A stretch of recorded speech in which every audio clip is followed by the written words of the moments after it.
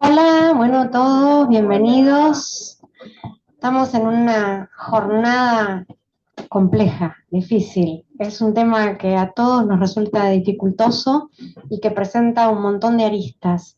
Así que para ver si nos sacamos dudas, aprendemos, profundizamos y entendemos un poquito mejor el instituto, hemos traído a una gran autoridad en la materia que le agradecemos muchísimo. Le agradecemos muchísimo que haya aceptado esta convocatoria, que dijo que sí enseguida, así que muchas gracias. Y es el doctor Eduardo Roveda, para quien no lo conoce, que es profesor titular de Derecho Civil de la Universidad Nacional de La Plata y de la Universidad Nacional de La Matanza, profesor adjunto de Derecho de Familia y Sucesiones de la UBA, profesor de posgrado, autor de varios libros y artículos sobre la especialidad y además es adscripto de la Cámara de San Martín. Bueno, como el que sabe es él, a partir de ahora él es el que habla. Ah, perdón, una sola cosa. Las preguntas las vamos a dejar para el final y las va a moderar el doctor Becar Varela. Buenas tardes, ¿cómo están? Muchas gracias Clara y Andrés por la invitación y a las autoridades del Colegio de Abogados. Es un gran honor para mí estar de vuelta acá, hace unos cuantos años que no venía, así que un placer volver siempre a San Isidro. Perdón, una aclaración, las preguntas las pueden ir haciendo en la medida que Eduardo vaya exponiendo, y obviamente si es una pregunta que es sobre un tema que él todavía no expuso y lo va a exponer más adelante, él mismo va a decir, esta pregunta la voy a responder en el transcurso de lo que sigue. Bueno, además de gracias por la presentación, desde la pandemia se me dio por ser influencer, así que los invito a seguirme también en mi perfil de Instagram, que es @eduardo.roveda, así que los espero por allí. Están las chicas de Canal 26 y en el medio estoy yo, no sé qué hago ahí, pero bueno, ahí está. Vamos a hablar en la tarde-noche de hoy sobre la cuestión de las recompensas, que como bien adelantaba Clara, es un tema, por cierto, que tiene ciertas complejidades. Ciertas complejidades que están estrictamente relacionadas con la propia complejidad que supone el régimen patrimonial del matrimonio en general. ¿Por qué?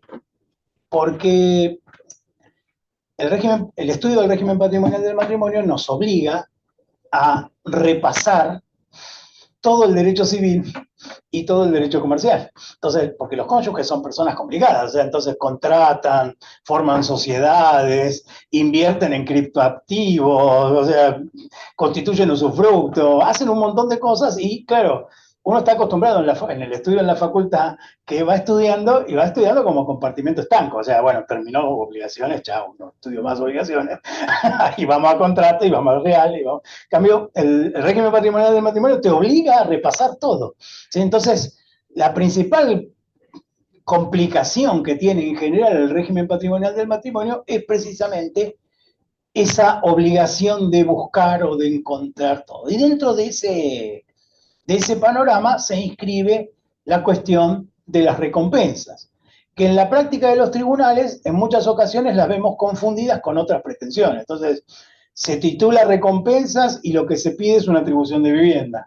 O se titula recompensas y lo que se pide es una compensación económica. O sea, hay, si se quiere, dentro del título recompensas, otro montón de reclamos que hay que readecuar, si se quiere, por estar eventualmente mal planteado y bueno, ahora desde el principio de oficiosidad y demás, el derecho de familia se facilita bastante. Ahora bien, ¿de qué hablamos? Tengo que ir para allá. ¿De qué hablamos cuando hablamos de recompensas? En realidad, la teoría de las recompensas nace en Francia antes de la sanción del Código Civil francés en una sistematización que en su momento hizo Potier. Y específicamente para un caso que se mantiene hasta hoy, que era el siguiente. En Francia era común que todo matrimonio sea precedido de algún tipo de contrato matrimonial. Y como consecuencia de ese contrato, la familia de la mujer le entregaba al marido la dote, o sea, un conjunto de bienes para que el marido si se quiere, como decía Vélez Arfield, se llevara la carga, que era la mujer, ¿sí? O sea, en el razonamiento de ese momento. Entonces, era bastante común que el marido, administrador de la sociedad conyugal, que administraba tanto los bienes que él ganaba, los que él tenía y los de la mujer, para el pago de deudas, utilizase primero los bienes de la mujer. De manera tal que a la finalización del régimen, para la familia de la mujer, o para la propia mujer, no había nada. Quedaban exclusivamente los bienes de él. Por esa razón, en los convenios prematrimoniales se empezaron a incluir cláusulas de reinversión, donde si el marido quería vender bienes de la dote, tenía que reinvertirlo en otros bienes para que ese patrimonio no se perdiese. Y luego esas cláusulas de reinversión se consideraron tácitas en todos los convenios. ¿Sí? De manera tal de que al llegar al Código Civil francés de 1804, ya había toda una teoría desarrollada acerca de la posibilidad de compensar la disposición de los bienes de la mujer por parte del marido administrador de la sociedad conyugal. Ahora bien, sí en el Código Civil francés de 1804 había una regulación específica sobre las recompensas.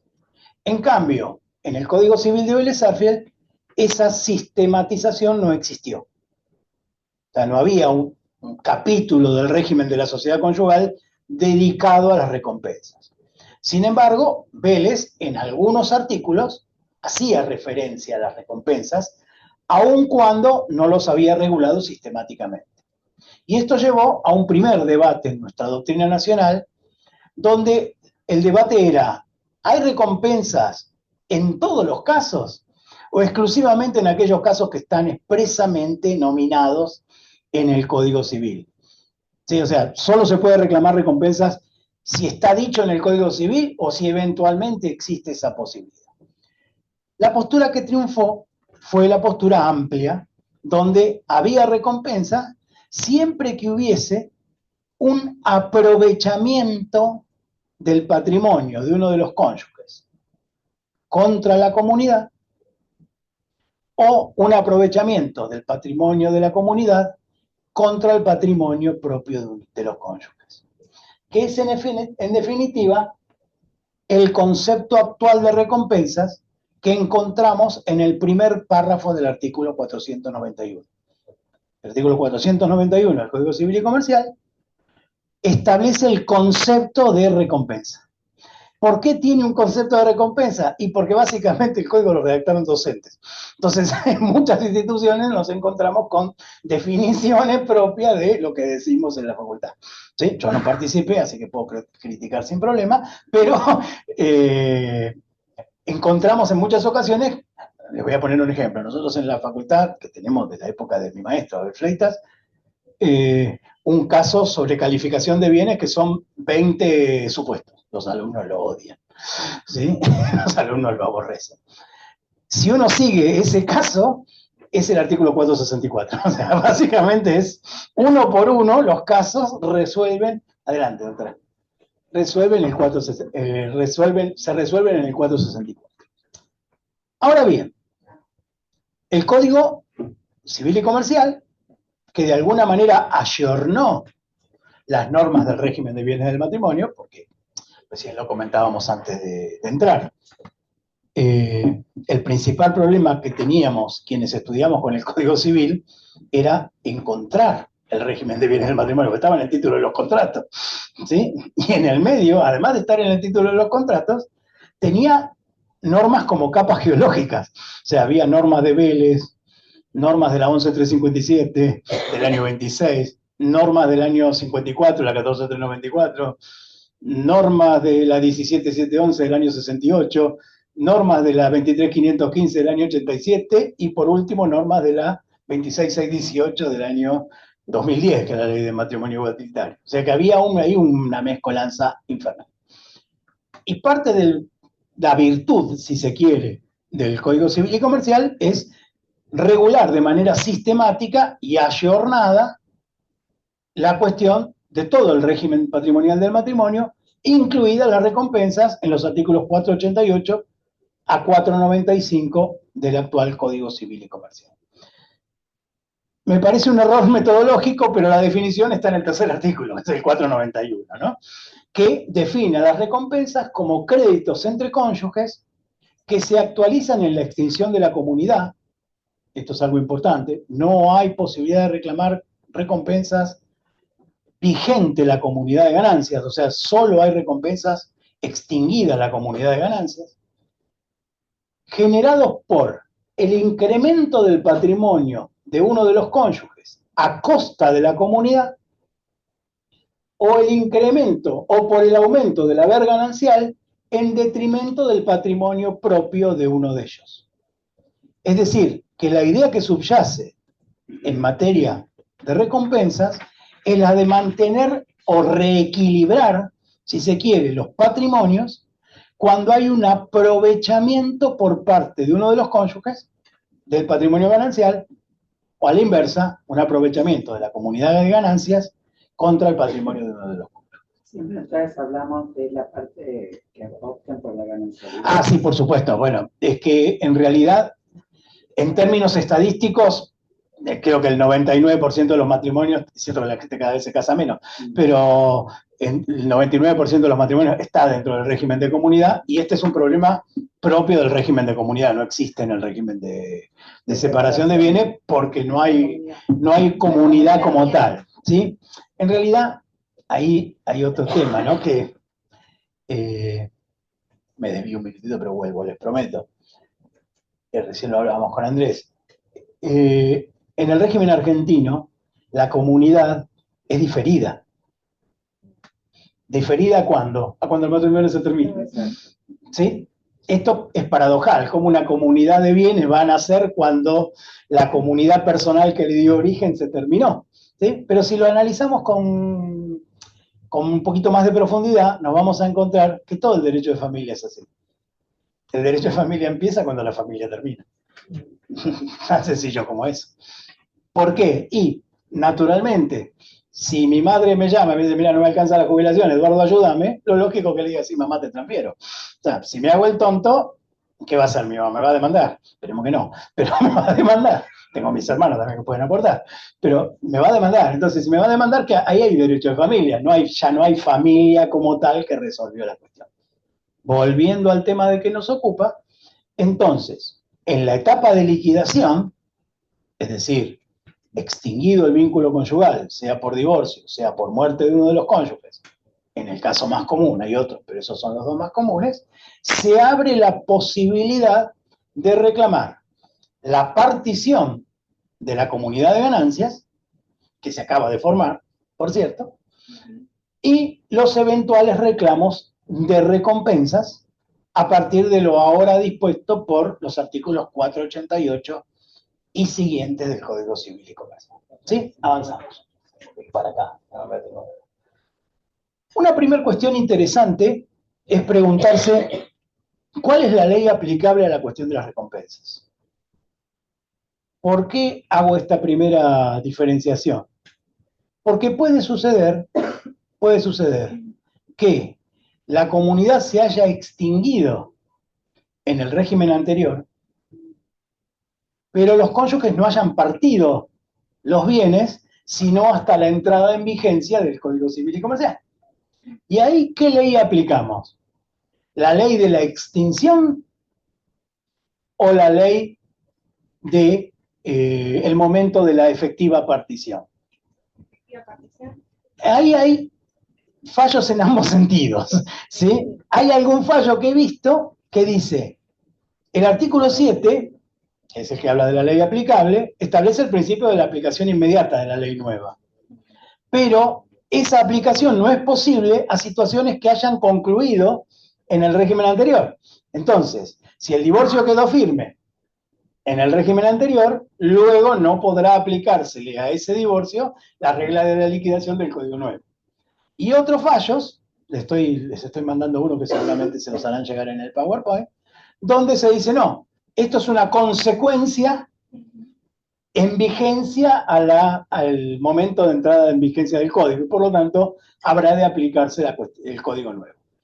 Sin embargo, y esto también nos les obliga, el 90% de los casos de recompensa se resuelven igual en el Código Viejo que en el Código Nuevo, salvo, entiendo yo, el del 491 tercer párrafo, que le vamos a dedicar un rato Pero no prescribió ya la recompensa. Si se aplicara la ley del momento de la extinción, ¿no estaría prescrito el derecho de recompensa? No necesariamente. Claro. Si yo me divorcié en el 2014 e inicié la partición en el 2016, estoy dentro del régimen de recompensa. Claro, bueno, sí, hoy estaría recontra prescrito, porque ya pasaron más de 10 años de vigencia. Pero eventualmente el supuesto puede suceder. A eso me refiero. Y el segundo punto, ya que la doctora lo trae, es la cuestión de la prescripción. ¿Sí? Aquí hay que distinguir la acción de partición, o sea, la acción de división de la comunidad, se rige por el principio del Código Civil francés que dice que nadie está obligado a permanecer en la indivisión. Por esa razón, el viejo 4019 y el actual 496 establecen la imprescriptibilidad de la acción de partición. 496. Se te cayeron los anteojos. Yo te digo, porque yo de ahí, si me saco los anteojos de acá ahí no te veo. O sea, la acción de partición es imprescriptible. Esto sin perjuicio de que hay algunos fallos que han decretado la prescripción de la acción de partición.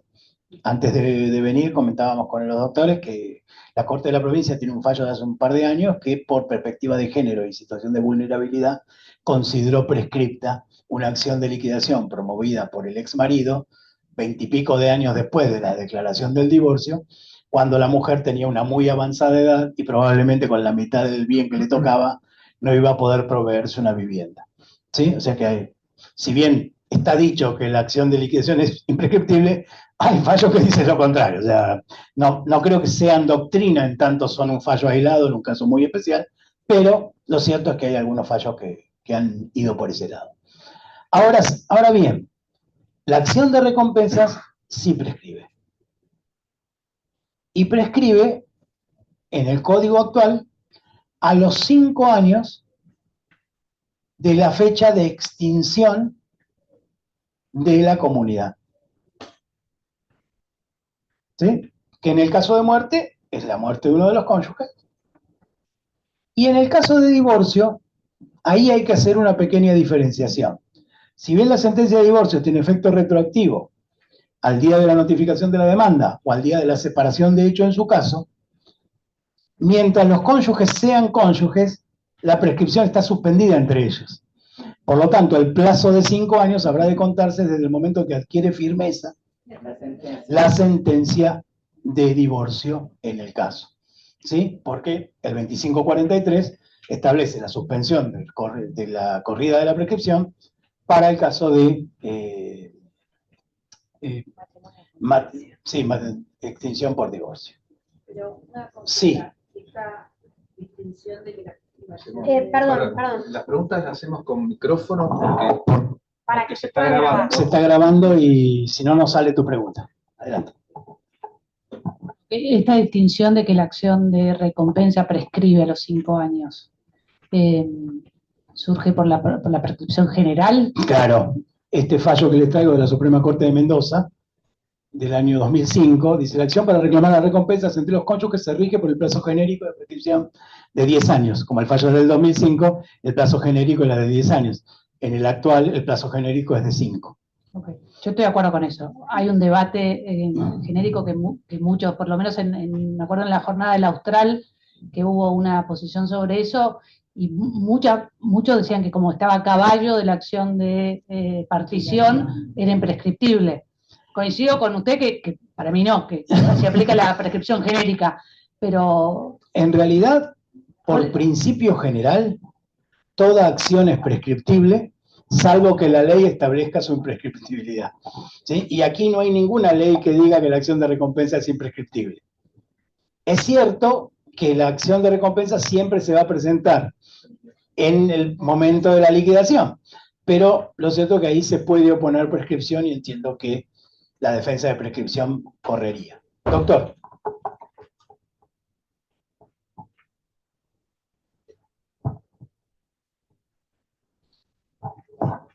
En esta línea, ¿no existiría un enriquecimiento sin causa para una de las masas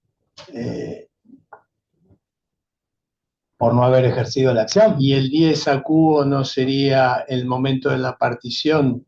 Sí, entiendo que usted tiene razón. El tema, desde mi perspectiva, esto no significa que sea verdad, es simplemente lo que yo pienso, que es que el interés es la medida de la acción. Entonces, si uno ha dejado pasar el tiempo sin accionar, evidentemente no ha tenido interés y por una cuestión de seguridad jurídica el otro tiene derecho a oponer la prescripción en el caso donde haya pasado determinado tiempo. Sí, o sea, la cuestión es opinable. Pero, perdón, en el caso de enriquecimiento sin causa también hay prescripción. Además, en el caso de prescripción, Sí, pero el problema es cuál es el 10 a cubo, ¿no? sí, tengo que avanzar por una cuestión de tiempo, porque si no, no voy a llegar, le pido disculpas. Bien, el artículo 492 establece que la carga de la prueba en materia de recompensas la tiene quien pretende la recompensa. ¿Sí? O sea, establece, es una regla específica de prueba que establece que quien pretende una recompensa tiene la carga de probar la procedencia de la acción que reclama. ¿Sí? Hasta ahí no, nada nuevo bajo el sol. Sin embargo, ya hay fallos que sobre esta materia han aplicado también el artículo 710 del Código Civil y Comercial, que establece el principio de la carga dinámica de la prueba. Así que en determinadas circunstancias, no solo regirá este artículo 492, sino que eventualmente también podrá aplicarse el principio de carga dinámica de probar. Sin perjuicio de ello, existen en el Código Civil y Comercial algunas presunciones o casos donde la ley presume la procedencia de la recompensa. Se ha discutido en doctrina, y de hecho, si la doctora estuvo en la jornada del Austral, fue un tema de debate, si los dos, el segundo y tercer párrafo, se apagó, del 491 son o no presunciones. Yo entiendo que sí, alguna doctrina entiende que no, pero no es el punto hoy. ¿A qué nos referimos con este tipo de presunciones? El artículo 491, segundo párrafo, establece que en caso de venta de bienes propios sin reinversión, se presume que el dinero obtenido de esa venta se ha ganado en beneficio de la comunidad.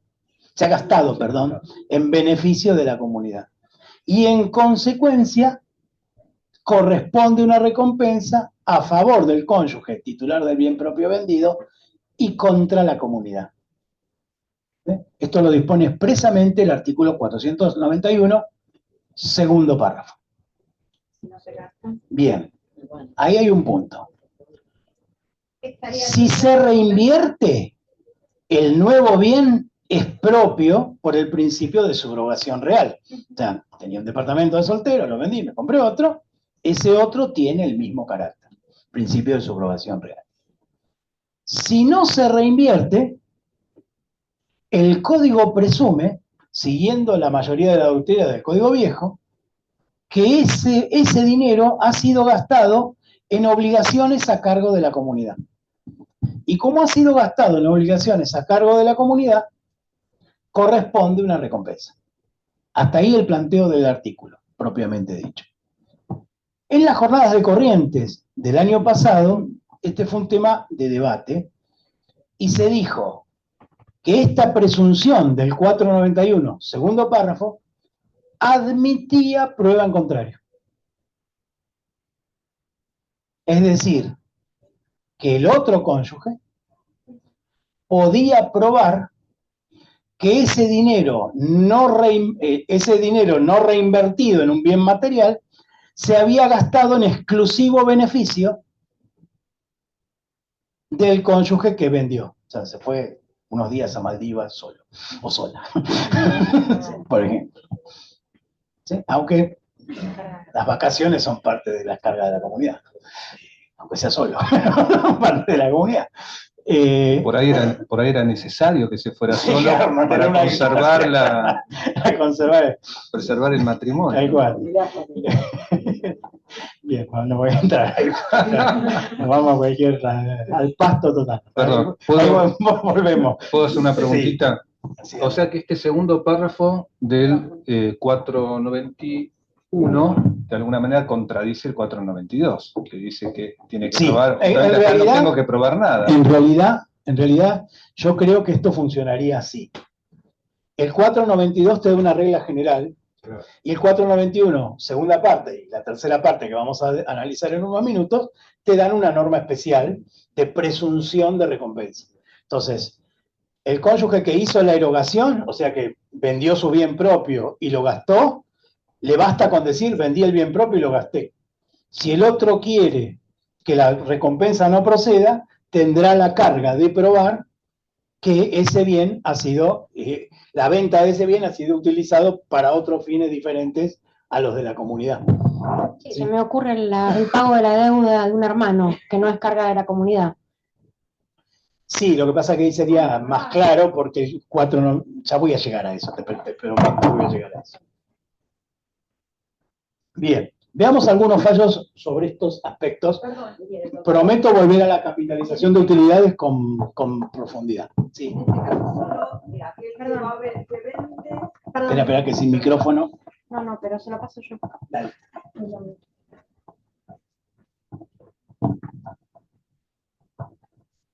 O sea que nosotros a nuestros clientes lo que le tenemos que decir es, si vendes un bien propio, guardate copia de esa escritura para el futuro, por si no se requiere. Bueno, ahí hay un tema interesante, y usted lo plantea bien, que es que en general pasa mucho tiempo entre el momento del gasto, o el momento de la venta, o el momento de la inversión, y el momento de la liquidación y el reclamo de la recompensa. Entonces, en muchas ocasiones, estas reglas de prueba o de presunciones son importantes porque eventualmente uno no ha guardado esos recibos y demás.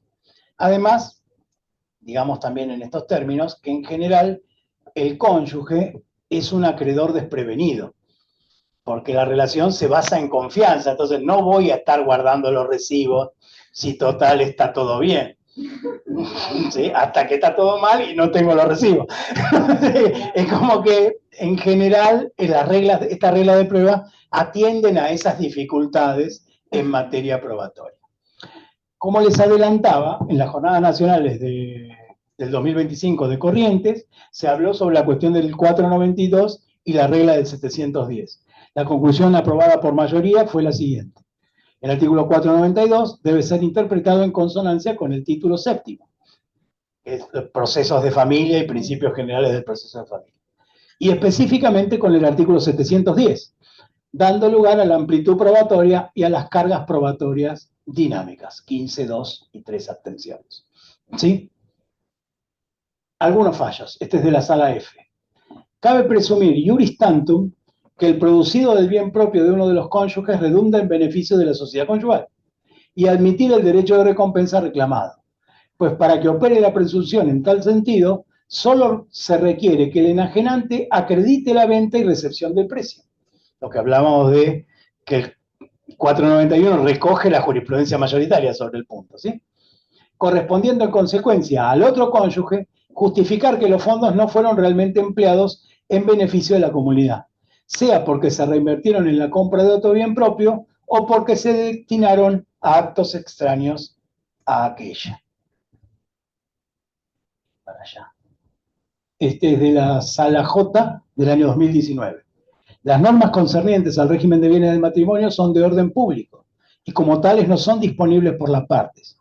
Por lo que para que prospere una recompensa respecto de una suma que ha sido dada a un tercero, su prueba debe ser lo suficientemente contundente y categórica. Esto no nos sirve ahora. Otro sobre venta de bienes propios sin reinversión. El cónyuge enajenante tiene derecho a recompensa en contra de la sociedad conyugal si el bien propio fue enajenado a título oneroso y el dinero o los bienes obtenidos en cambio se destinaron al pago de expensas de la sociedad conyugal, debiéndose presumir a falta de pruebas sobre el destino de los fondos que fueron gastados a favor de la comunidad. En tanto es normal que los gastos realizados durante el matrimonio estén a su cargo. Más o menos lo mismo, así que lo dejamos. Bien. El 491, tercer párrafo, nos plantea otro problema un poco más complejo. Vamos a tratar de repasarlo en su génesis para entender de qué estamos hablando exactamente. Puede suceder que uno de los cónyuges tenga una participación societaria con carácter propio. Heredó unas acciones, heredó un tercio de la fábrica que era de los padres, su padre lo incorporó al negocio y tiene una parte de ese fondo de comercio, etcétera, etcétera, etcétera. ¿Sí? Y puede suceder también que el valor de esa propiedad familiar o el valor de esa participación societaria crezca en términos de capital, no de participación. Tiene el 30%, tiene el 30%, pero sí en términos de capital. ¿Sí? Y que ese crecimiento en el capital surja de las utilidades que la empresa va generando año tras año en su crecimiento. ¿Sí? Y la cuestión que viene a intentar resolver el 491 es, en el caso en el cual las utilidades sean capitalizadas, en el caso en el cual las utilidades sean capitalizadas, ¿eso genera o no un derecho de recompensa a favor del cónyuge no socio? ¿Se entiende? ¿Se entiende el planteo? Bueno, sobre este punto en particular, en el viejo código no había nada, o sea, no había ninguna norma sobre el tema. Y la resolución que había dado la doctrina y la jurisprudencia era la siguiente. La capitalización de utilidades genera recompensa si la sociedad ha sido utilizada para defraudar los derechos de la ganancialidad. ¿Sí? Sí. Lo voy a poner en un ejemplo para que se vea claramente. ¿Sí? Tengo una, ¿qué tal? Tengo una sociedad con mis hermanos, un negocio que era de mi padre, y cada uno tiene un 33%. Cuando llega fin de año, tenemos que decidir, ¿repartimos lo que ganamos este año o lo capitalizamos? Entonces, entre mis hermanos, para defraudar a nuestras respectivas cónyuges, decimos no, los capitalizamos. En consecuencia, los dividendos son gananciales, pero si no hay dividendos no hay ganancialidad. ¿Se entiende? Entonces, en esos casos donde la sociedad había sido utilizada con un fin ilícito, como era sacar bienes que le correspondían a la comunidad y dejarlos dentro de la sociedad, fuera del alcance del otro cónyuge, surge la norma del 491, tercer párrafo. ¿Qué dice? Creo que lo tengo acá. Si la participación, de carácter propio de uno de los cónyuges en una sociedad adquiere un mayor valor a causa de la capitalización de utilidades durante la comunidad, el cónyuge socio debe recompensa a la comunidad. Esta solución es aplicable a los fondos de comercio.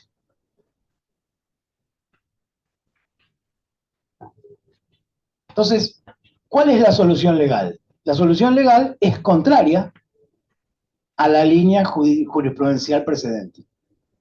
Porque, ¿qué hace? Presume que toda capitalización es en detrimento de dividendos no distribuidos. Entonces, bueno, en todos los casos que hay capitalización, hay un detrimento del patrimonio de la ganancialidad a favor de uno de los cónyuges. Esa es la lógica de la norma. ¿Sí? Que tiene, por cierto, algunos problemas de interpretación. ¿Sí? El primero es ¿Qué se entiende por participación? ¿Sí? En realidad, en las sociedades comerciales, el término participación se utiliza para las sociedades de personas y no para las sociedades de responsabilidad limitada y o las de capital, o sea, las sociedades por acciones. O sea que una primera interpretación podría decir, bueno, si el cónyuge es socio de una sociedad colectiva, o si es el cónyuge es socio de una sociedad irregular, o sea, aquellas que son de personas, no así las que son de capital. ¿Sí? Sin embargo, la mayoría de la doctrina entiende que se aplica a todas las sociedades con independencia del tipo de sociedad que se trate, más allá de lo infeliz del término participación. Segunda cuestión. Voy a ir con la tercera, después voy con la segunda. ¿Toda utilidad es ganancia? ¿Sí? Societariamente, y en términos contables, utilidad es la diferencia en más entre el patrimonio neto al comienzo del ejercicio y al final del ejercicio. O sea, si yo tenía 100 y ahora tengo 120, durante este ejercicio tuve utilidad. Ahora, tener utilidad no significa tener ganancia. ¿Por qué? Porque en términos societarios solo habrá ganancia si nos reunimos en la asamblea y decidimos que esas utilidades las vamos a distribuir. No hay ninguna duda que los dividendos son gananciales. Pero si como sociedad decidimos no repartir, técnicamente ahí no hubo ganancias. Hubo utilidades, pero no necesariamente ganancias. Y en algunas ocasiones, esas utilidades se reservan o se capitalizan a los efectos de inversiones futuras. Entonces, bueno, miren, el año que viene vamos a tener que comprar una cosechadora nueva. Este año ganamos, guardemos, para el año que viene poder comprar la cosechadora. Ahora, si la distribuimos este año y el año que viene queremos comprar la cosechadora, no la vamos a poder comprar porque no tenemos la guita. ¿Se entiende? O sea, en muchas ocasiones, la utilidad no distribuida no es a los efectos de defraudar los derechos del cónyuge. Es a los efectos de, eventualmente, hacer una inversión posterior. Sobre todo porque, en general, si las empresas no invierten, se caen del mercado. ¿Sí? Hubo un fallo hace muchos años, en una localidad que no voy a mencionar, lejos de acá, donde, fíjense lo que había pasado. Una señora recibe como donación de su padre el 30% de una pequeña fábrica de zapatos femeninos. La señora era casada. El padre distribuyó en vida el 30% para cada uno de los hijos, eran 3 hijos, y se reservó el 10% para evitar conflictos. O sea, decir, bueno, a ver, si los hermanos se pelean, vengo yo y pongo orden y acomodo la empresa. La señora era casada. Se puso a trabajar con sus hermanos y en 20 años la empresa pasó de una pequeña fabriquita de zapatos con 2 locales a la calle a una manzana de producción de zapatos y 50 locales a la calle distribuidos en todo el país. O sea, pegaron un salto económico impresionante. En el trayecto la señora compró cerca de 15 departamentos, una casa donde la familia vivía, autos de alta gama para ella y para su esposo, y cuando los hijos llegaron a la mayoría de edad, para sus propios hijos. Vivían cerca de una playa, así que tenían una propiedad en la playa. Habían comprado, ya que estaban en la playa, compraron un barquito, entonces salían a navegar. Amén de viajar todos los años, etcétera, etcétera, etcétera. Un gran pasar de vida. Y el marido era príncipe consorte, la acompañaba a todos lados, pero básicamente su rol era de compañía, no es que andaba con los plásticos de fábrica, el hombre nunca estaba, cero desgastado, cero desgaste, ¿sí? Bien. Un buen día esta señora se divorció de su príncipe consorte. Se terminó el amor. Se dio cuenta, diría mi hijo. ¿Sí? Entonces, este señor le reclamó la mitad de los departamentos que ella había comprado, la mitad de la casa. ¿Estaban a nombre de ella o de la sociedad? Y todo estaba a nombre de ella. Todo estaba, sí, porque ella lo que iba ganando lo iba invirtiendo. Entonces compraba departamentos, compraba los alquileres, compraba otra cosa. O sea, una mujer de negocios. Entonces era todo ganancial. O sea, 15 departamentos gananciales, una casa espectacular ganancial, la casa de la playa ganancial, los autos gananciales, el barco ganancial, todo ganancial. Entonces el marido le reclamó la mitad de todo eso. Y el mayor valor de las acciones, producto del crecimiento de la empresa durante la comunidad. Digo, bueno, acá la empresa creció y a mí me corresponde la mitad de el mayor valor de las acciones generado durante este periodo. Es lo que dice ahora el código. ¿Qué es lo que dice ahora el código? Esto fue con el código viejo. No, el código dice aquello que se capitaliza. Claro. Sí, bueno, ahí vamos ahí. El valor de las acciones. Sí, pero como consecuencia, Si me dan un minuto yo voy a llegar a ese punto, pero termino de contarles el caso, ¿sí? En aquel fallo que fue primera instancia y cámara, le rechazaron la acción al marido por el mayor valor de las acciones. Bajo la premisa que tuvo el juez de primera instancia y después la cámara, que la verdadera ganancia había sido lo que ella había ido comprando. ¿Sí? Y que la capitalización o el crecimiento de la sociedad era de la propia sociedad, no de los socios. O sea que lo que había crecido era el patrimonio de la sociedad. Ahora, y tomando o retomando el punto que dice el doctor. Capitalización. ¿Qué se entiende por capitalización? Primera cuestión. La capitalización no incluye cuando las utilidades pasan a reservas legales, o aún cuando sean reservas voluntarias, ¿sí? Porque eso no es capitalización, eso es reserva legal, primera cuestión, o se reinvierte. Luego, capitalización puede ser emisión de nuevas acciones para aumentar el capital social a partir de la emisión de nuevas acciones, o directamente aumentar el capital social con las mismas acciones, con el valor de cada acción. Lo cual nos lleva al 464, inciso K. ¿Qué dice el 464, inciso K? Dice que el mayor valor de las acciones producto de capitalizaciones, o sea, el aumento del bien inmobiliario, dice, accede al principal.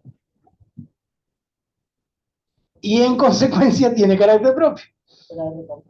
Claro, pero ahí hay una, si se quiere, contradicción entre el 491 y el 464. ¿Por qué? Lo voy a leer. Las partes indivisas adquiridas por cualquier título por el cónyuge que ya era propietario de una parte indivisa de un bien al comenzar la comunidad, o que la adquirió durante esta en calidad de propia, así como los valores nuevos y otros acrecimientos de los valores mobiliarios propios,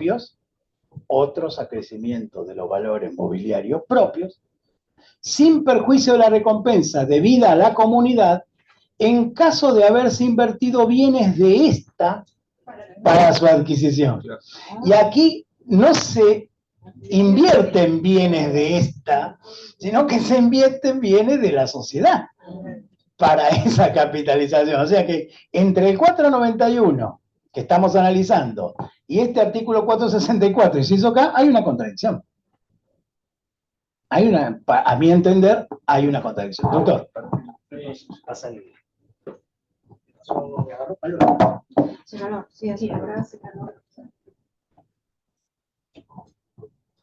Yo me permito, con todo respeto, entender que no hay una contradicción. Para que se capitalice una utilidad o se capitalice el aporte de un socio, en las sociedades tiene que haber una asamblea. Para que se reparta un dividendo, en las sociedades tiene que haber una asamblea. A mí me hace más ruido si estas cosas no son frutos civiles. Eso me hace más ruido. Pero a mí no me parece que acá haya una contradicción. Porque aparte, cuando lo vemos, la primera parte de su conferencia arrancó diciendo tenemos que repasar todo el derecho, es realmente así. Porque cuando lo vemos desde el lado de la sociedad, esta señora tuvo mucha suerte, viajó y qué sé yo. Si al señor le dicen, llévese el 50% de ese acrecimiento, es otorgarle un derecho de receso ex socio no tiene. Ex que el propio socio no tiene. Y a los 2 días le sacan una norma que no se puede usar más zapatos y la señora no tiene para pagar las indemnizaciones de la sociedad. Entonces, para aquellos que somos ¿usted cree que será posible que haya una norma que diga que no se del, usa más zapatos? de la sociedad anónima o de cualquier sociedad que tenga limitada su responsabilidad, los bienes de la sociedad son bienes de la sociedad. Si queremos hacerlo llegar, me parece que el camino más corto es el fruto. Son frutos civiles, no son frutos civiles. Bueno, ahí, si usted me permite, vuelvo un segundito para atrás. Tal vez se me pasó de largo en la exposición. Claro está que la decisión de capitalizar o la decisión de repartir dividendos es una decisión de la Asamblea y es una decisión societaria que se toma por mayorías. ¿Se entiende? Lo que estoy tratando de decir es tal vez otra cosa, que tal vez no lo expresé correctamente. La ley presume, con esto de la capitalización de utilidades, que toda decisión asamblearia que decide la capitalización de utilidades se ha hecho para detraer bienes gananciales que eventualmente serían repartibles. Pero ¿por qué hay que pensar que hay mala fe? Porque Es alguno podría extenderlo no, es más. que la norma parte de la mala fe. La norma ya no parte de la mala fe. Sí, al contrario, parte de la mala fe. Yo no veo que parta de la mala fe. No, a ver, voy a tratar de ir de vuelta porque veo que estamos como en otra sintonía. Voy de vuelta. Si yo digo en la norma legal, Sí. digo, toda utilidad capitalizada genera un derecho de recompensa. Sí. Yo digo eso, lo que estoy diciendo es, cada vez que la Asamblea decidió capitalizar, decidió detraer esos bienes de los dividendos para ponerlos dentro de la sociedad. Y en consecuencia privó al cónyuge del socio de esas ganancias. ¿Pero por qué? Sí, pero eso no significa, perdón, no significa que haya querido defraudarla. Bueno, porque ese, pero ¿en qué parte de la norma exige el fraude? La sola capitalización de utilidades genera recompensa, Pero aún sin fraude. está bien, por eso, pero entendíamos con tu exposición que vos habías dicho que esto venía de la legislación anterior, de la jurisprudencia, que se daba por entendido que implicaba una defraudación. Correcto. Pero ahora no. Evidentemente no me expresé de manera correcta. En los fallos del régimen anterior se decía, si el órgano societario y sus decisiones han sido utilizados fraudulentamente por el cónyuge socio para detraer ganancias de la comunidad en su exclusivo beneficio, corresponde una recompensa.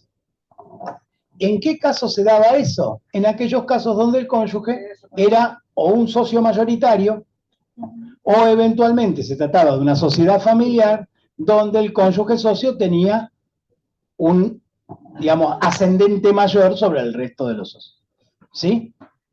Ahora, déjeme terminar, doctor, porque si no, no voy a ningún lado. Ahora, Si no se probaba esa intención de fraude, sino que habían sido inversiones genuinas propias de esa capitalización, no había ninguna recompensa. Se rechazaba la acción.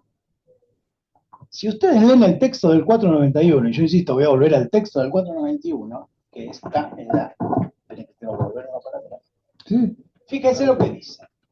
Si la participación de carácter propio de uno de los cónyuges en una sociedad adquiere un mayor valor a causa de la capitalización de utilidades durante la comunidad, el cónyuge socio debe recompensar a la comunidad. O sea, no importa si la quiso defraudar, si no la quiso defraudar, si quiso invertir, si no quiso invertir, importa que haya capitalizado las utilidades. Directo. Sí, por eso. Está bien, Por eso, perfecto. entonces estamos de acuerdo. Sí. Estamos de acuerdo, entonces ¿Estamos de que no acuerdo hay- en qué? en que no hace falta que haya mala fe. Bien, por eso, presume la mala fe. No, Presume. pero no, supongamos que el cónyuge o la cónyuge es... Lo da por sentado. No, no lo da por sentado. Yo no creo que lo dé por sentado. Supongamos que el cónyuge es titular del 20%. Para pagar un poquito los ánimos. Bien. Supongamos que es titular del 20% de las acciones del paquete accionario. No tiene posibilidades de tomar decisiones para defraudar a su esposa o a su esposo. Correcto. Igual, Igual le debe recompensar. pero porque también hubo un beneficio del cónyuge que tiene acciones que valen más, en detrimento si nos vamos a ¿En volver a la detrimento palabra, de qué no, si no puso es nada la perjuicio. comunidad? Si la comunidad no puso nada. La sociedad creció. El trabajo personal del socio que lo hizo crecer, eso es ganancial. Ese es el fundamento de la ganancialidad. Bueno, es un tema complejo. Bueno, me pidieron temas Es complejos. un tema complejo, obviamente. Lo fácil de lo mejor. No, porque cuando uno llega a fin de año, como usted bien marcó, ahí nos sentamos en la asamblea y vemos qué hacemos con la guita que sobra, en Correcto. castellano. Sí, ¿Ok? correcto, estamos de acuerdo. Entonces a lo mejor el banco nos dice, mirá, si querés un crédito el año que viene y no me aumentás el capital, tenés Hay un que- problema. Con lo cual la decisión es variopinto. Sí. De ninguna manera viene fundada en la mala fe. Y sí corresponde capitalización, porque la duda en esa asamblea es, ¿qué hacemos? No tenemos 1000 posibilidades. O la capitalizamos, o la repartimos como dividendos, o la mandamos a algún tipo de reserva. Correcto. A mí lo que me ofende de la norma es que de cualquiera de todo el esquema normativo, es que esto tendría que quedar bien claro, porque en definitiva es el laburo de ella o de él, Ujú. y él, si pasara esto con un estudio jurídico, señores, los honorarios generados hasta este momento se reparten. Ujú. Este es el mismo cuento. La realidad es que acá lo que hace la norma, por error, para mi gusto, es ¿por qué solo por la Bueno, capitalización? ahí voy a eso. Entonces, todos los resultados de los balances, el porcentaje Claro. que a vos te toque, decidan lo que decidan, es de la sociedad es de la comunidad. Genera derecho a recompensa, no es de la comunidad. Veamos algunas conclusiones de la Jornada Nacional Civil sobre este punto en particular. Con relación a los fondos de comercio, porque la norma incluye también a los fondos de comercio, no solo a las sociedades.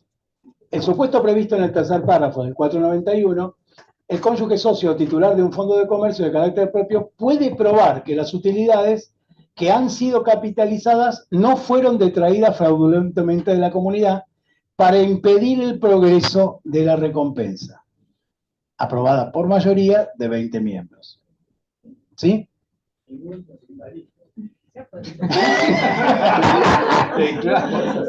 Este otro. Tendrías que haber ido. Te la perdiste. Lo bien que la pasamos. Las utilidades obtenidas por la sociedad que no fueron distribuidas entre los socios pertenecen a la sociedad. En consecuencia, no pueden ser calificadas ni como propias ni como gananciales, por no haber ingresado al patrimonio del cónyuge socio.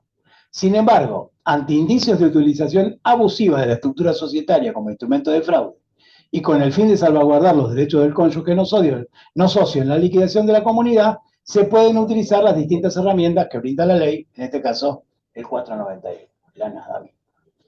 ¿sí? Acá les puse los nombres, cosas que los puteen a ellos. Emisión de nuevas acciones en pago de dividendos.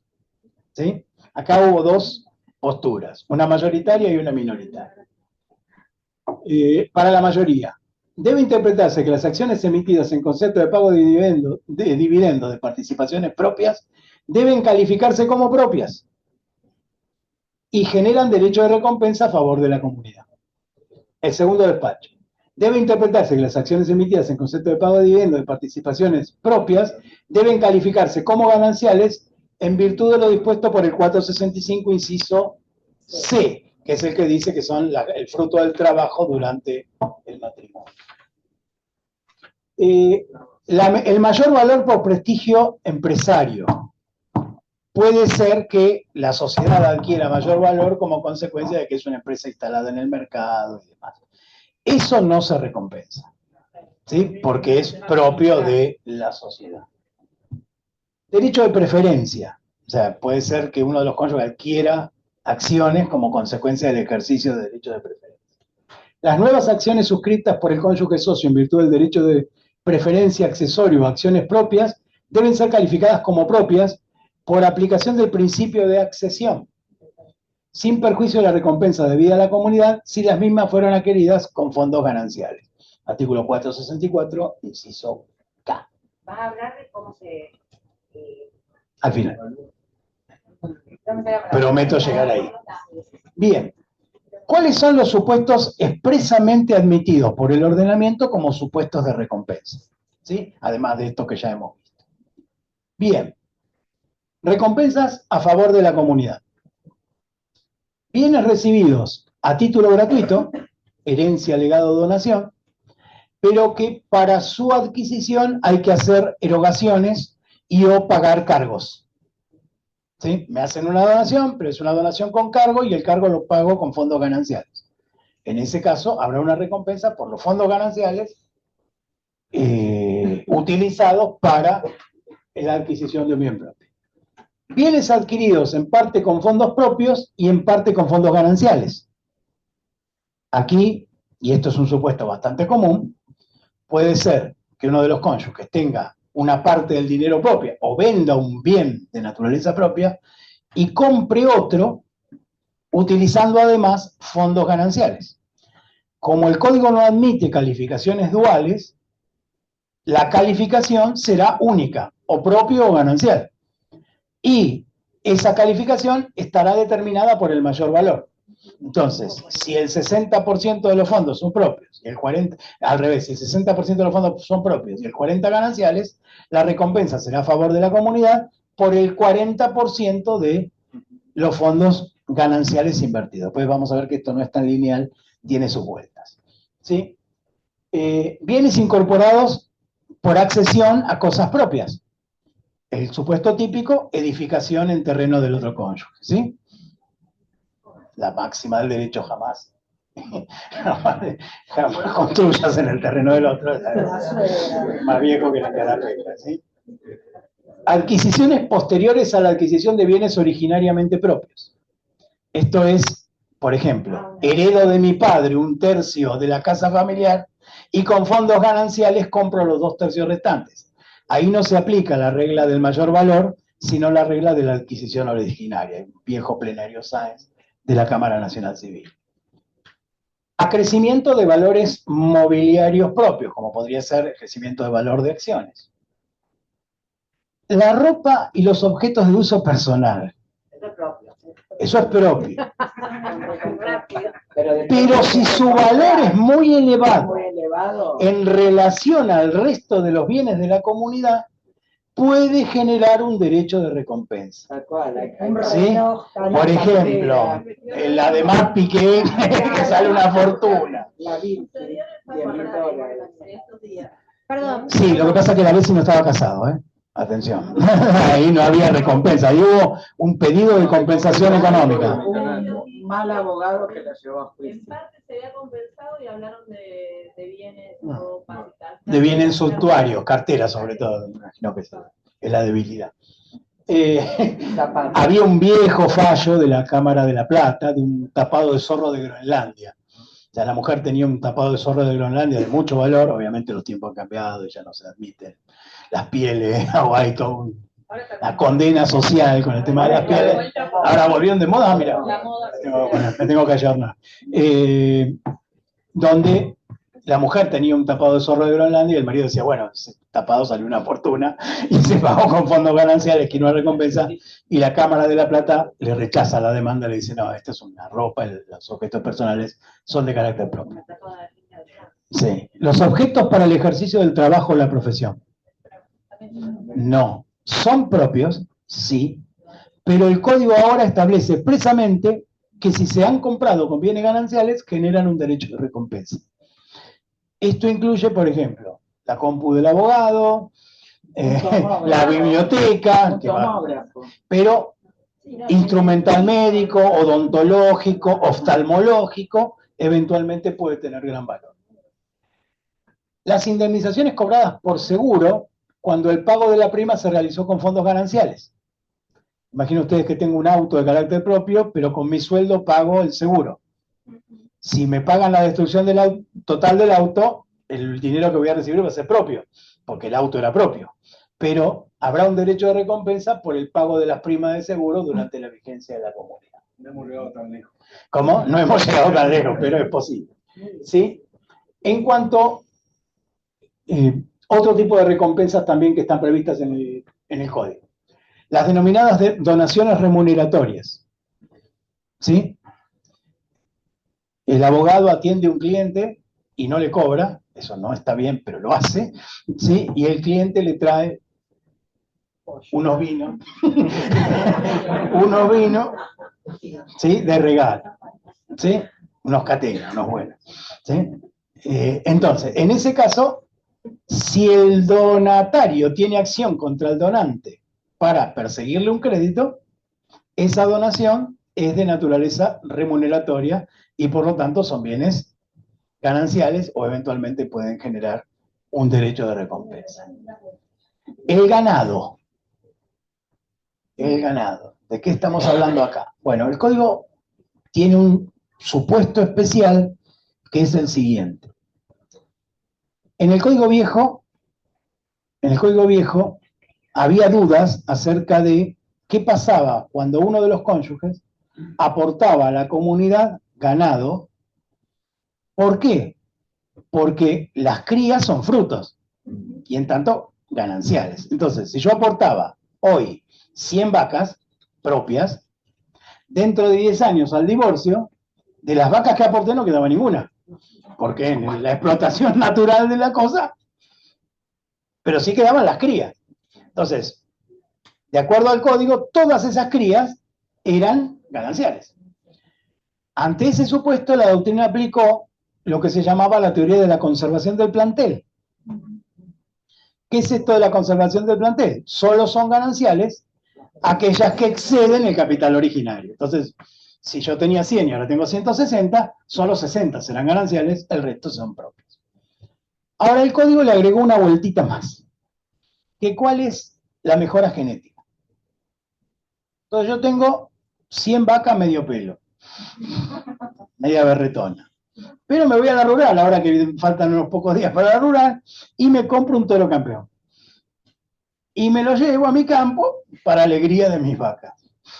Ergo, en X cantidad de tiempo yo voy a tener un ganado genéticamente mejorado, como consecuencia de haber invertido en esa genética. Para darles un ejemplo de esto, hace un par de semanas se corrió en Estados Unidos el Derby de Kentucky, que es la carrera de caballos más importante del mundo. Ya que estamos en San Isidro, hablemos de caballos de carrera. Y hubo un caballo muy famoso en la década del 80 y 90 que se llamó Secretariat. ¿Sí? 20 de los 21 caballos que corrieron el Derby de Kentucky eran descendientes del Secretariat. Impresionante la genética de ese animal. Volviendo al tema que nos ocupaba, el código ahora lo resuelve de la siguiente manera. Si el ganado ha sido mejorado genéticamente, todo el ganado es ganancial. Todo el ganado es ganancial. Sin perjuicio del derecho de recompensa por los valores propios oportunamente aportados en la calidad en lo que fueron aportados, naturalmente, ¿no? Eso está en el código, es nuevo, sí. Está en el código, está en el 464F. 464F. Sí.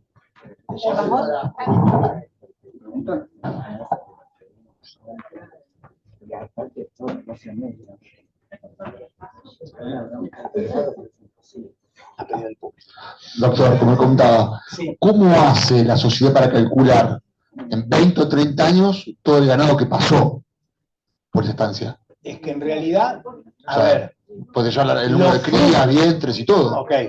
Los frutos están destinados a consumirse. Y se presume que se consumen en beneficio de la comunidad. Lo pongo en el ejemplo de las vacas. Yo tengo en el campo 100 vacas. Viene la etapa de servir las vacas, nacen los terneros y yo ahora tengo 180 terneros. Porque 80 de mis vacas parieron. ¿Sí? Ahora, ese año yo tengo que darle de comer a esas vacas. Entonces, ¿qué hago? Tomo 40 terneros, los pongo arriba en la jaula y con ese dinero compro la alfalfa que luego mis vacas comerán. ¿Se entiende? Entonces, los frutos están destinados a consumirse. Luego, lo que se va a dividir es lo existente a la finalización del régimen. O sea, que hacemos un cálculo entero de todo que se vendió y se compró. No, si tengo 100 y ahora tengo 180, el excedente son 80. Claro, pero yo te digo, te calcular por ahí 20 años. Según, sin duda, pero el cálculo es sencillo. ¿Cuántos tengo hoy y cuántos tenía cuando empecé? En el medio están destinados a consumirse. Sí, es que con ese criterio yo tendría que dividir con mi ex cónyuge todos los sueldos que cobré mientras estaba casado. Y el sueldo está destinado a que yo lo gaste mes a mes. No voy a dividir eso, voy a dividir lo que logramos comprar con ese sueldo que yo compré, que yo cobré. Está bien, pero el señor que se va a divorciar o la señora podría vender el excedente del plantel 10 días antes, ¿no? Bueno, obviamente. Es bastante llamativa la solución del código. Podemos partir, pero lo que pasa es que si partimos de la premisa, de lo que me encontrás en 50 es tuyo, o sea, estamos partiendo de la premisa de que no, todo esto es una discusión absolutamente estéril, porque es todo fraude. ¿Se entiende? O sea, y para eso no necesito la vaca, agarro criptoactivos y anda a buscarlos. O sea, sí, como dice usted, a veces es lo que se vendió hace 5 años, no lo gastamos, lo que debemos agarrar, y esto es una discusión que genera después estos problemas. Sí, pero ahí no, usted no tiene que perder de vista ahí un principio muy importante. Cada uno de los cónyuges tiene la libre administración y disposición de sus bienes propios y de los gananciales a su nombre. Ergo, en las disposiciones sobre venta de los animales, si el campo está a mi nombre, la decisión es mía y yo no necesito asentimiento conyugal porque las vacas son muebles, son semovientes, y yo, o sea, eso no puede luego ser discutido. Vendiste mal la vaca, las vendiste en un mal momento, era un mal momento de mercado. Todo eso es parte de el día a día de la gestión. No puede reabrirse esa discusión, ¿sí? Bien. Monto de las recompensas. Houston tenemos un problema. Bueno, acá el problema es el siguiente. Uno de los problemas es el siguiente. Desde el momento de la inversión, ¿sí?, hasta el momento de la liquidación y el momento de hacer valer la recompensa, puede pasar un periodo más o menos prolongado de tiempo. 5 años, 10 años, 15 años y demás. ¿Sí? 50, esperemos que no. Ese es el problema del matrimonio actualmente, que 50 años de aguantar. Antes era fácil. Cuando morían a los 40 era fácil. Pues hasta que la muerte nos separe. Bien. Ahora. El primer problema es, ¿qué valor es el de la recompensa? ¿El valor de la inversión o el valor del provecho que esa inversión generó? Y puede haber una diferencia entre el valor de la inversión y el valor del provecho que esa inversión generó. ¿Sí? Entonces, teníamos un terreno en Indiocuá, por poner un ejemplo cualquiera, ¿sí? Y invertimos ahí 245.000 dólares, hicimos la cascadita, ¿sí? Ahora, nadie me compra una casa por 345.000 dólares en Indiocuá. Entonces ahí puse un montón de plata que no necesariamente generó un mayor valor. O me lo embargó la justicia, vaya a saber qué pasa con eso, ¿sí? En otros casos, el valor de la inversión genera un mayor valor, pero ese mayor valor es superior a lo que se invirtió, ¿sí? Entonces, invertí en una casa que estaba en una calle que no tenía asfalto y ahora vino el municipio y le hizo el asfalto. Invertí en un terreno en un country que quedaba allá lejos, pero ahora la autopista llega hasta ahí y mi country tiene una bajada de la autopista que queda justo en la puerta del country donde yo compré aquel terrenito perdido. Y después sube un montón. Bien. Y ahí la cuestión que se plantea el código es si la recompensa habrá de proceder por el valor de la inversión o por el mayor valor de la cosa al momento de la liquidación. Y ahí el código, en el 493, trae la regla del menor valor, que se explica bajo la máxima del derecho: las cosas aumentan y perecen para su dueño. Y solo se recompensa aquello que es producto directo de la inversión. Entonces, el terreno valía 100.000 dólares, era propio. Le pusieron otros 100.000 dólares encima para construir la casa, con fondos gananciales.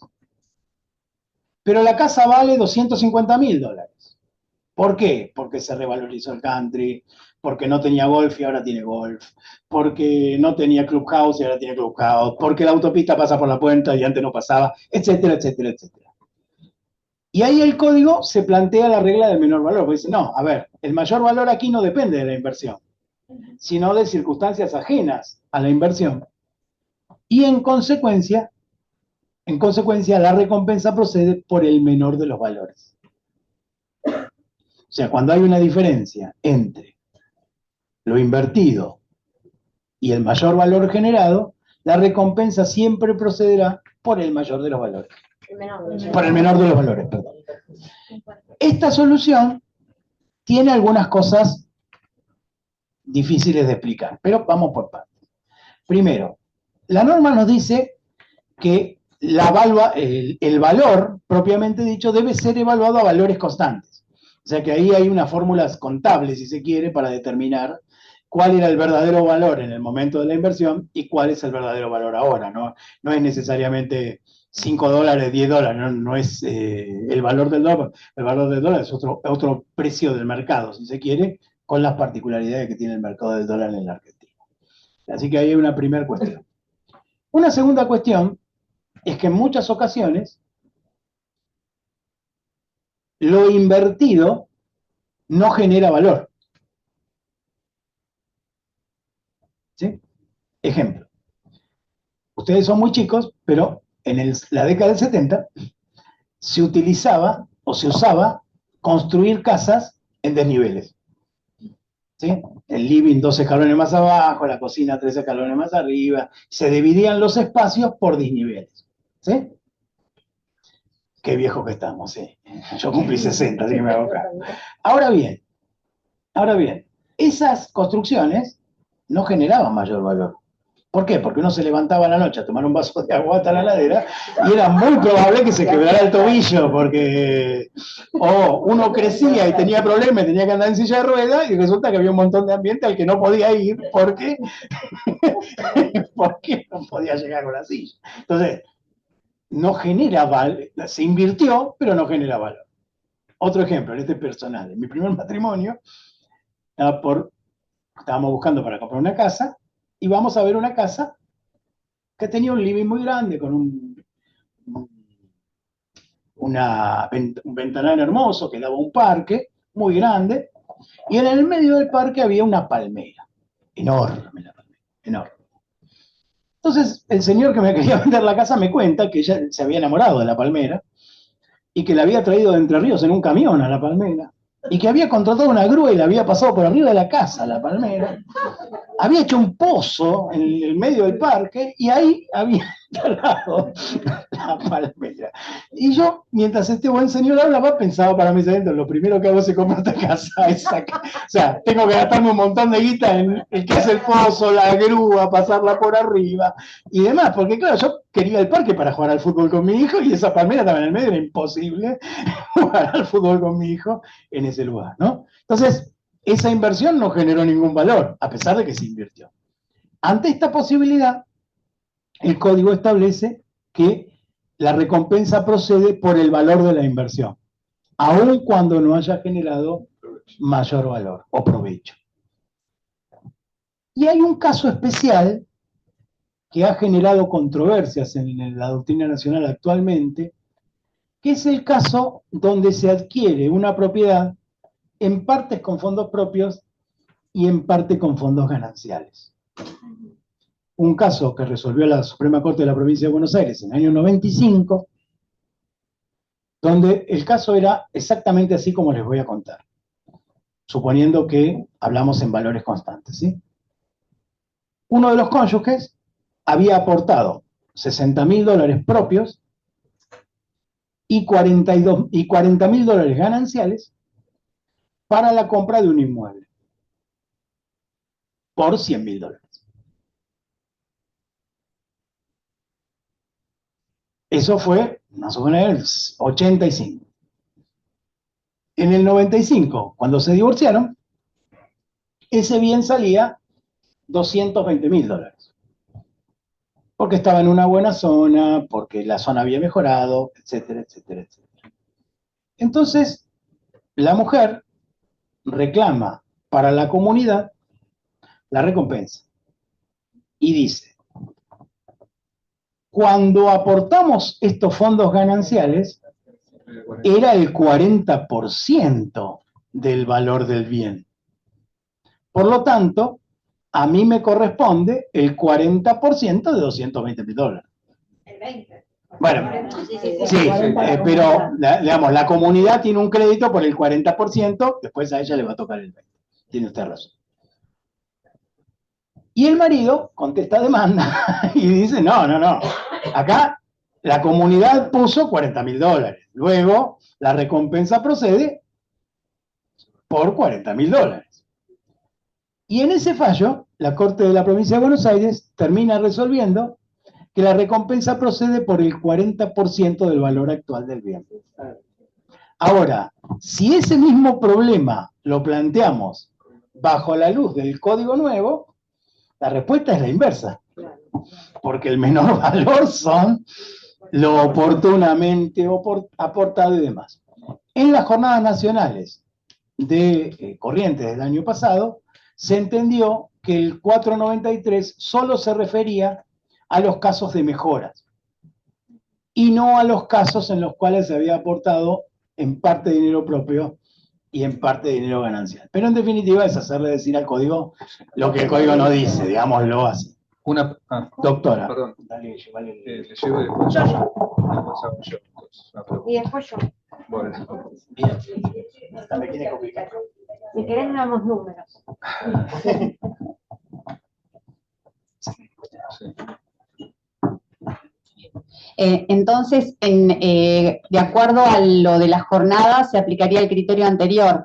Correcto. O sea, si uno tuviese que hacer la cuenta hoy, lo que se aplicarían serían los porcentajes. Siempre y cuando el juez que le toque aplique lo de la jornada, porque Esperemos. también puede ser otra cosa. Se tomaría como una inversión en realidad. Una pregunta. Acá, fíjense, el despacho de mayoría. En los casos en que sea posible, y a petición de parte, la recompensa debe determinarse en porcentajes de la erogación efectuada por la comunidad o por los cónyuges.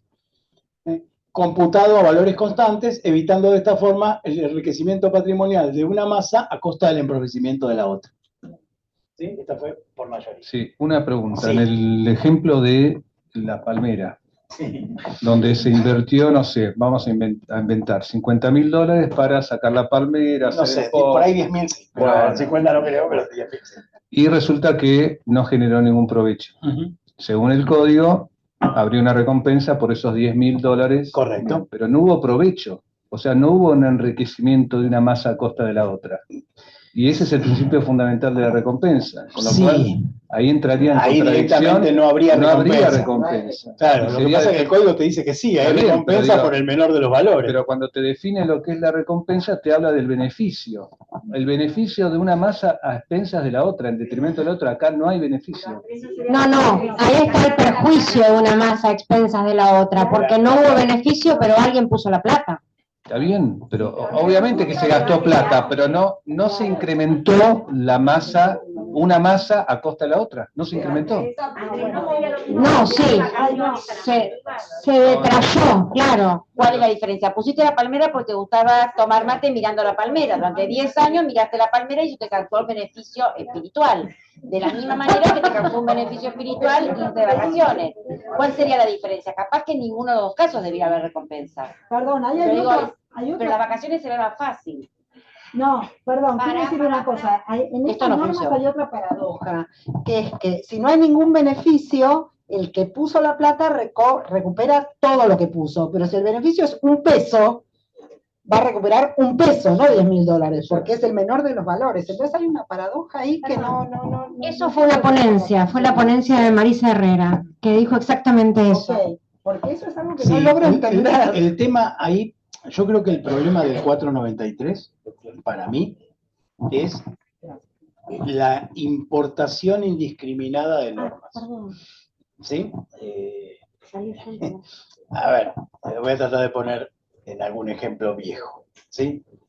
En la ley 23.515 había un artículo que decía que si uno de los cónyuges padecía una enfermedad, podía reclamar alimentos como cónyuge enfermo, podía reclamar la separación personal como cónyuge enfermo y tenía un derecho de alimentos amplio que incluía el nivel de vida más todo lo necesario para la curación.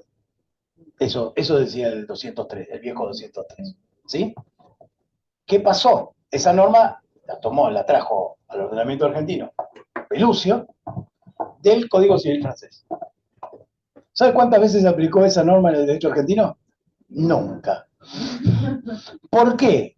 Porque al cónyuge sano le convenía esperar 3 años de separación de hecho, pedir el divorcio por separación de hecho sin voluntad de unirse y someterse a los alimentos de toda necesidad establecidos en el 204. En ese caso el divorcio era de él. Claro, y además eventualmente ella o él no tenían derecho a pedir el divorcio. ¿Sí? Entonces, porque era un caso de separación personal. Y yo creo que en este 493 pasa algo parecido.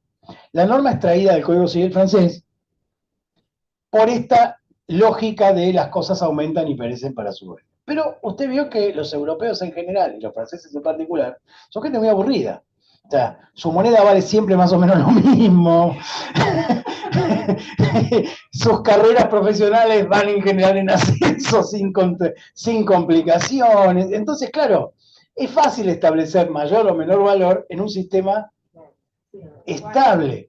En el sistema argentino, donde los valores dependen de ¿hay acceso al dólar o no hay acceso al dólar? ¿Hay crédito hipotecario o no hay crédito hipotecario? ¿Hay cepo o no hay cepo? Y sumo algo más. En general, los precios de las escrituras no son los precios que se pagan. O sea, a todo eso tenemos la complejidad de que tenemos valores que no son. Y a todo eso tenés el problema de la complejidad de la prueba. Avanzo porque me estoy quedando sin idea.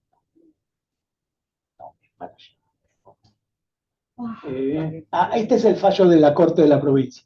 ¿Sí? Es del año 95, está en el derecho, tomo 164, página 399. Igual les voy a dejar el PowerPoint para que... Tengo una última pregunta. Sí. Esto que hablaron en Corriente, la nueva, de la interpretación esta de que hay que calcular porcentajes para el valor de las recompensas. ¿Ya hay jurisprudencia que lo aplica después del Código Nuevo? No, todavía no. Todavía no. Ese es el problema, si se quiere, el doctor Negri, juez de la Corte, ya fallecido, publicó un artículo cuando entró en vigencia el Código Civil y Comercial, que se llamaba algo así como ¿qué se deroga cuando se deroga un código? ¿Sí? ¿Qué se deroga? Se deroga una ley, la ley 340 y sus modificaciones, esa es la respuesta más obvia. Pero en realidad lo que se deroga en general es toda la cultura de ese código. Entonces, si usted me hacía esta pregunta 10 años, 11, 12 años atrás, yo podía responder, hay un fallo de tal lado que dice tal cosa, hay un autor que dice tal otra. Ahora, para este mismo tema, le tengo que ser sincero, yo estuve buscando jurisprudencia hasta antes de venir, o casi hasta antes de venir, que la que traje es la que encontré, no hay más. Y además de eso, hay solo 2 autores que han escrito sobre el tema, sistemáticamente, que son Ariana y... Ay, no me sale, perdón. Sambrizi. El resto de los autores todavía no han publicado libros, o sea, o lo han publicado en manuales, que obviamente el tratamiento es mucho más corto. Entonces, nos está faltando, si se quiere, todavía la cultura del nuevo código, que es, bueno, una jurisprudencia consolidada en un sentido o en otro, por ejemplo. Eso nos está faltando. Que ahí entra a jugar también los tiempos judiciales. No, ya empezar. Claro. Yo como... Ya podríamos. Pero usted no me pida que me tire contra mi empleador, porque yo de algo hay que vivir, ¿no? Una pregunta cortita. Las Sí. cirugías estéticas, Las cirugías estéticas, ¿hay derecho de recompensa o no? yo entiendo que sí. ¿Cómo quedó? Yo entiendo que sí. Que los gastos en salud, los gastos en salud, Y la otra persona le mató la mata. los gastos en salud, y entiendo que eventualmente las operaciones de índole estético son gastos en salud, son a cargo de la comunidad. En consecuencia, si se atienden con fondos gananciales, no generarán una recompensa. Pero hay cirugías estéticas que no son por salud. No, pero no solamente las cosas de Es salud, que, el bienestar, el placer, la recreación es cargo de la Los comunidad. mexicanos tienen un cartelito en las propagandas que dicen belleza es salud. ¿Sí? Qué sé yo, Perdón, quería para mantener hacer, viva la llama, aunque mal no sea, ¿no? quería hacer una aclaración respecto de lo que planteó recién Mónica, que habló y que en la jornada se trató respecto si el provecho no es 0, sino es 1. Y entonces Ok. si es 1 se paga 1 y si es 0 se paga toda la inversión. Lo que se resolvió es que se iban a aplicar las reglas del enriquecimiento sin causa, si no recuerdo mal. Sí. Que se iba a ese tipo de cuestiones se iban a resolver por los principios generales del derecho, es decir, si el provecho es 1, me corresponde recibir 1 aunque invertí 1000, pero si el provecho es 0, me corresponde recibir los 1000, hay una diferencia demasiado grande y entonces ahí aplicarían los principios generales del derecho. Sí. Lo que pasa es que también ahí, digamos, la comisión redactora se dividió en 25 minis comisiones redactoras y hay problemas de ensamblaje, o sea, también, o sea, sí, pero bueno, tengo que avanzar, ¿sí? Otro supuesto especial de recompensas a tener en cuenta son lo previsto en los artículos 489 y 490 del Código Civil y Comercial. El 489 regula las cargas de la comunidad. ¿Sí? ¿Qué son las cargas de la comunidad? Aquellas deudas contraídas por los cónyuges durante la vigencia de la comunidad que deben ser atendidas con fondos gananciales. Este es un problema entre cónyuges. Para los acreedores hay un régimen diferente. Cada uno de los cónyuges responde frente a sus acreedores con sus bienes propios y con los gananciales por él adquiridos. Pero entre cónyuges y a la finalización del régimen hay que hacer una evaluación de las eventuales deudas a cargo de la comunidad que se hayan atendido con fondos propios o las eventuales deudas que no están a cargo de la comunidad que hayan sido atendidas con fondos gananciales. Y eso generará una recompensa. Por eso, cuando uno en la profesión tiene que atender a un cliente, la pregunta es cómo fue la evolución patrimonial. No qué bienes le quedó. O sea, qué se fue haciendo con el dinero a lo largo de los años. El artículo 489, en su inciso A, establece una regla general que es la contracara de la presunción de ganancialidad. Ustedes saben que el 466, primer párrafo, establece que todos los bienes existentes a la finalización del régimen se presumen gananciales, salvo prueba contraria. Con las cargas pasa lo mismo. Toda obligación contraída por los cónyuges durante la vigencia de la comunidad se presume a cargo de esta. ¿Sí? Un poco contestando a la pregunta de la cirugía estética y o a los tratamientos médicos. Todo gasto médico se presume a cargo de la comunidad, porque la ley no distingue a los gastos médicos como no a cargo de la comunidad por una cuestión de presunción. ¿Sí? Entonces, toda obligación contraída por cualquiera de los cónyuges durante la vigencia de la comunidad se presume a cargo de esto. Y allí se incluyen también el caso de la donación de gananciales, ¿sí?, a los hijos comunes. Pero aún a los de cualquiera de los miembros de la pareja, si mal no recuerdo, si es para... claro, aún en los propios si es para su establecimiento, así es. Pero siempre comunes, perdón. Ese supuesto no estaba en el Código Viejo, está en el Código Nuevo especialmente previsto, no estaba previsto en el Código Viejo. Y el 490 enumera las obligaciones de los cónyuges que no están a cargo de la comunidad. Y específicamente hay un inciso en particular que me gusta remarcar, que es el E, que establece que lo pagado por multas, penas y sanciones civiles en general no es a cargo de la comunidad. Ejemplo, uno de los cónyuges atropella a un peatón con el auto y paga la indemnización con fondos gananciales. Eso generará un derecho de recompensa. A uno de los cónyuges la AFIP le impone una multa por presentar tarde la declaración jurada de ganancias. ¿Sí? Eso generará un derecho de recompensa. Uno de los cónyuges es condenado penalmente a la pena de multa. Eso generará un derecho de recompensa. El código no incluye expresamente ahora el pago de deudas por azar, que estaban en el viejo código.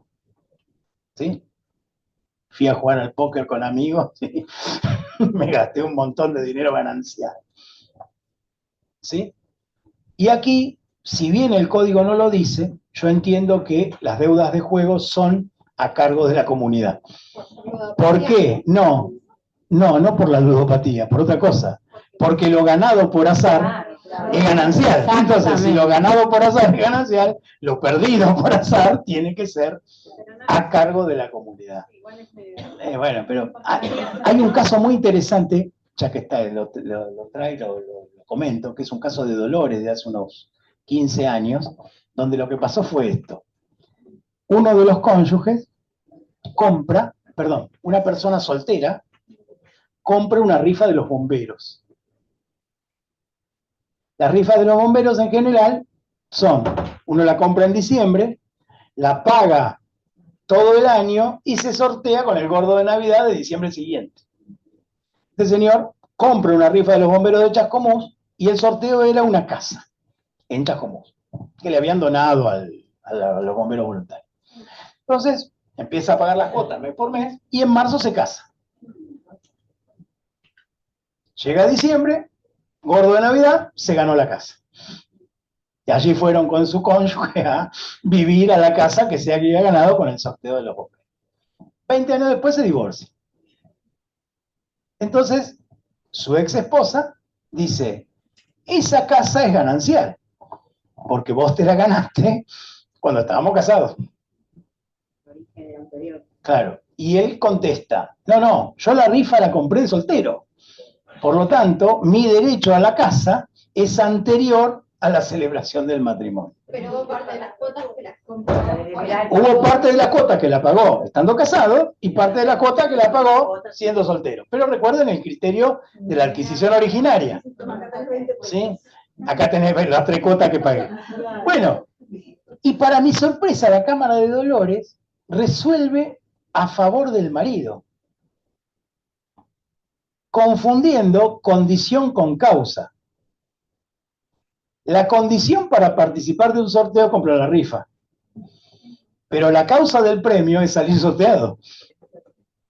Sí, o sea, yo mañana compro un billete del Kini y eso me da la posibilidad de participar en el sorteo del Kini.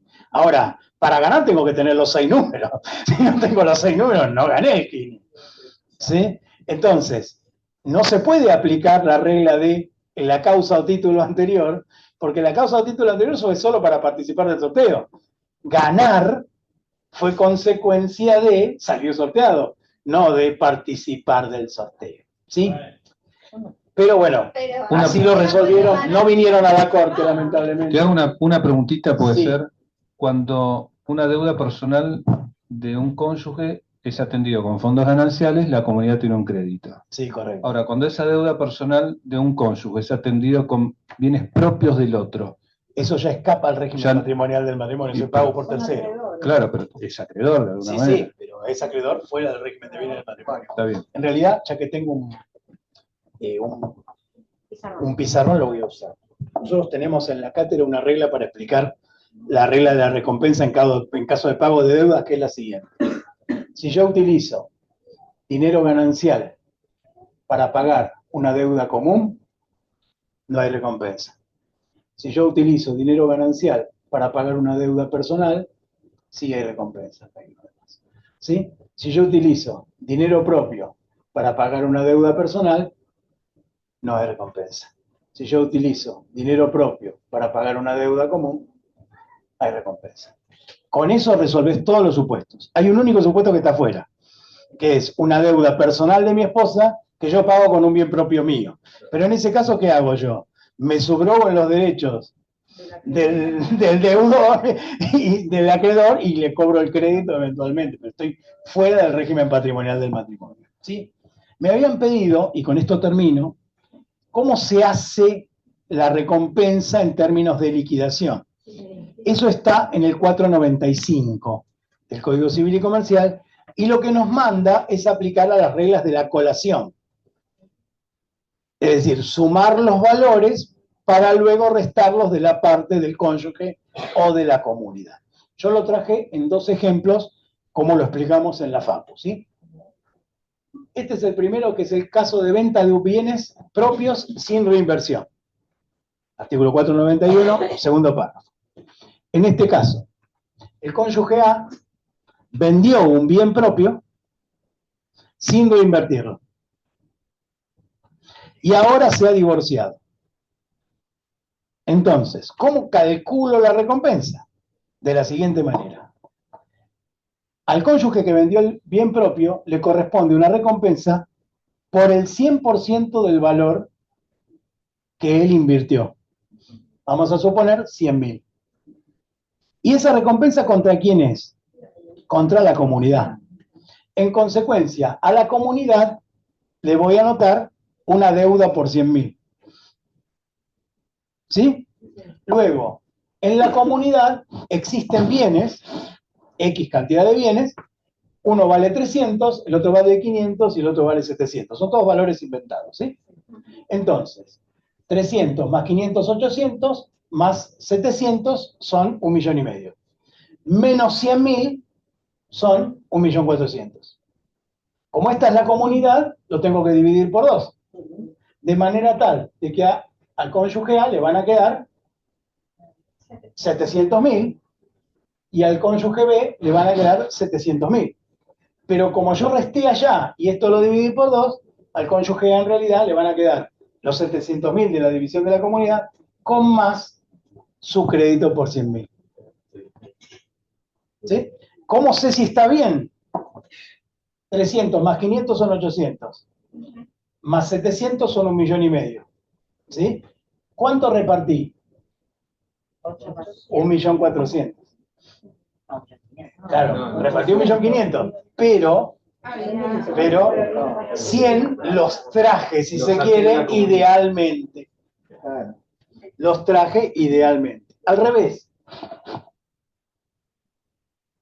¿Cómo era esto? A ver que me acuerdo. Se pagan deudas con fondos gananciales. El cónyuge B, con fondos propios, pagó una deuda. No. Ok. La comunidad con fondos gananciales.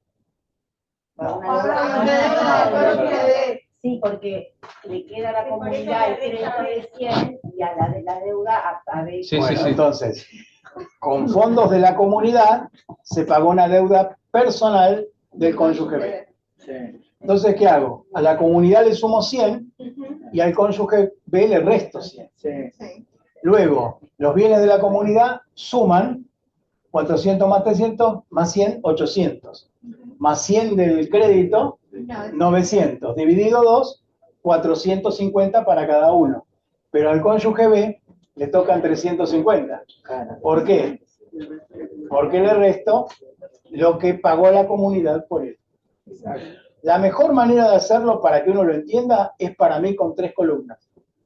Hay algunos docentes que lo hacen en 2 columnas, o sea, la columna del cónyuge A y la columna del cónyuge B y dividen directamente. A mí en lo personal me gusta más así, a cuestiones pedagógicas, pero se puede hacer de cualquier manera. ¿Sí?